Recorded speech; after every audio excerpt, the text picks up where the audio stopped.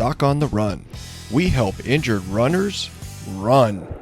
Rest equals recovery. That's what we're talking about today on the Doc on the Run podcast.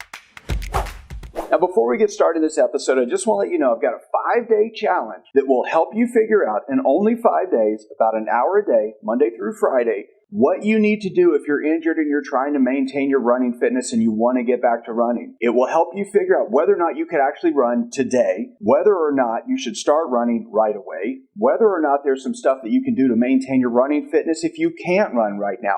All of that is what you'll learn in the challenge. So go to the show notes page for this episode. You can sign up at the 5-day challenge at the bottom of this episode at docontherun.com on the podcast page. Okay, so today we're talking about one of my favorite false beliefs. It's that rest equals recovery. And this sort of makes sense to most people, but then runners get confused and wind up calling me for second opinions because they're still a little confused when they hear this. Let's say you're training for a marathon. You've been training for months. You built up tons of aerobic fitness. You feel strong. You feel like you're doing great.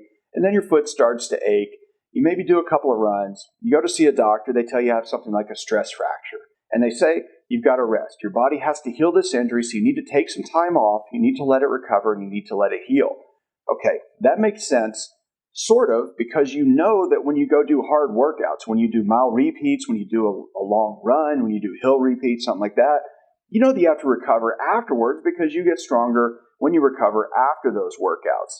But what the doctor's telling you is that you're going to take weeks off, and you cannot take weeks off, and you certainly can't take months off if you want to continue to run at the same level you've been running at. Now, this can turn into a catastrophic injury for some runners, particularly if you're in your 40s or 50s.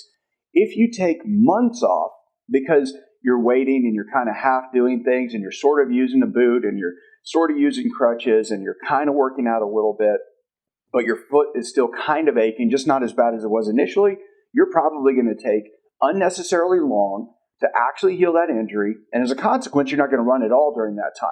And in that case, rest does not equal recovery. Rest equals obliteration of all of the running fitness that you have worked so hard to maintain all of this time. So that's what you really got to question your doctor about. You have to say, okay, how long do I need to rest? What am I going to do to maintain my running fitness so I can continue to train and hopefully qualify for Boston? What do I need to do so that I can continue to compete and finish the Ironman race that I signed up for? These are reasonable questions. I will tell you that most of the doctors, when you ask them a question like that, they'll look at you like you have two heads. They'll think you're crazy, but it is their job to help you figure that out. So remember, rest does not equal recovery. Rest for a brief period of time after a workout equals recovery. But when you're recovering from an overtraining injury, you have to do everything in your power to maintain your running fitness and make sure that you stay strong, stay active, and don't lose all that running fitness so that when you're actually healed from this overtraining injury, you can get back to running and training the way you really want. That's what you've got to do. Now listen, if you really want to learn how to do that, go to the podcast page for this episode, go to the bottom of the show notes, and there's a link where you can sign up for the 5-day challenge to actually figure out whether or not you should run right now, how you can do your first test run, how you can figure out how to maintain your running fitness right now while letting that piece of tissue actually heal without destroying all your running fitness. That's really the most important thing you can do if you're an injured runner. So go check it out, sign up for the 5-day challenge, and I'll see you in the training. Doc on the Run. We help injured runners run.